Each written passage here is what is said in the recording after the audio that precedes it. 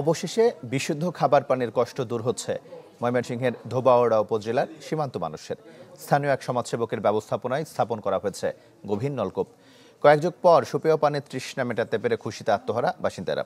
সীমান্ত এলাকায় মানুষের বিশুদ্ধ পানির হাহাকার নিয়ে 2 মাস আগে সংবাদ প্রচার করে চ্যানেল 24। স্থানীয়রা বলছেন, সরকারিভাবে বড় পরিসরে প্রকল্প নেওয়া হলে সীমান্ত এলাকার সব জায়গায় সুপেয় পানির কষ্ট দূর করা সম্ভব হবে। বর্ষা সিজন গেলে পানি নাই গাঙ্গ অতানি সর খুঁজে আমরা পানি খাইছি সাকিয়া অনেক কষ্ট আমরা পানি পাইছি আমরা টিউবওয়েলের। আমরা তো আগে কষ্ট করে পানি খাইতাম, বৃষ্টি আইলে বৃষ্টির পানি দৌড়ে ডাকতাম। এটা দেওয়ার পরে যে আমাদের পিছনের সমস্যাগুলা আমরা অনেক পরিবার এই সমস্যা থেকে সমাধান পাইছি। আপাতত এখানে যারা অসুবিধার মধ্যে ছিল তাদের সকলের সমস্যা সমাধান হয়েছে, কিন্তু সরকারিভাবে করলে জিনিসটা তো মনে করেন তারা আরো আগেই পেত। তারা অনেক মানুষ হয়তো অসুস্থ হয়েছে, অনেক মানুষ নানা ধরনের রোগে আক্রান্ত হয়েছে। এ নিয়ে আরো খবর জানাতে ময়মনসিংহ থেকে আমাদের সঙ্গে যুক্ত হচ্ছেন সুলতান মাহমুদ কনিক।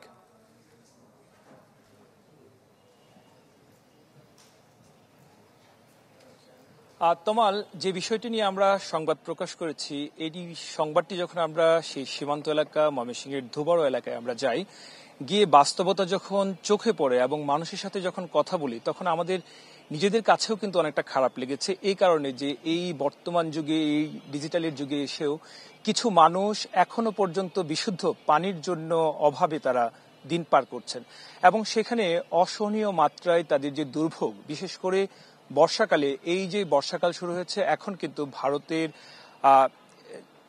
ঝর্ণা দিয়ে যে একটি ঝর্ণার যে পানি আসে সেটি এই ময়মনসিংহের ধোবাউড়া এবং আশপাশের বেশ কয়েকটি জায়গা দিয়ে বয়ে গিয়েছে এবং সেখানে স্থানীয় ভাষায় এই যে ছোট যে নদী থাকে তাকে ছড়া বলা হয়। সেখান থেকে মানুষজন কূপের মধ্যে করে পানি সংগ্রহ করত যখন শীতকাল ছিল তখন। আর এই বর্ষাকালে মানুষজনের একমাত্র ভরসা ছিল হচ্ছে বৃষ্টির পানি।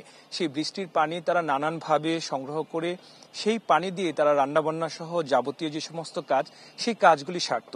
এবং এটি শুধু একদিন ধরে না, যুগের পর যুগ, বছরের পর বছর ধরে এই মানুষজন এই কষ্ট করছে। প্রায় কয়েক হাজার মানুষ এই ধোবাউড়া সীমান্ত এলাকা, ভারতের ঘেঁষা যে সীমান্ত এলাকা, সেখানে এই বিষয়টি যখন আমরা নিয়ে কাজ করি, মানুষের ক্ষোভের কথা আমরা শুনেছি।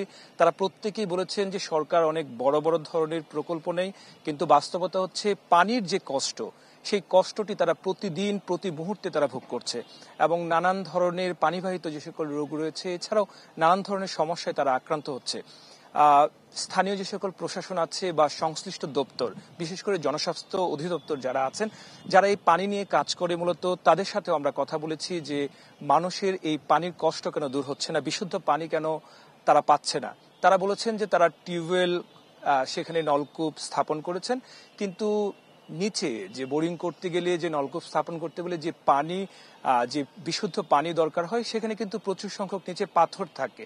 সেই পাথর ক্রাশিং করে তারপর সেখান থেকে যে পানি, স্বচ্ছ পানিটা, সেটা বের করার জন্য তারা যে ধরনের প্রকল্প নিয়েছিল, সেটি আসলে বাস্তবিক অর্থে মানুষের উপকারে আসেনি। যে কারণে কিছু টিউবওয়েল সরকারিভাবে ছিল, সেটি আমরা দেখেছি এবং মানুষজন সেখান থেকে, সেই টিউবওয়েল থেকে বালি মিশ্রিত পানি পান করত।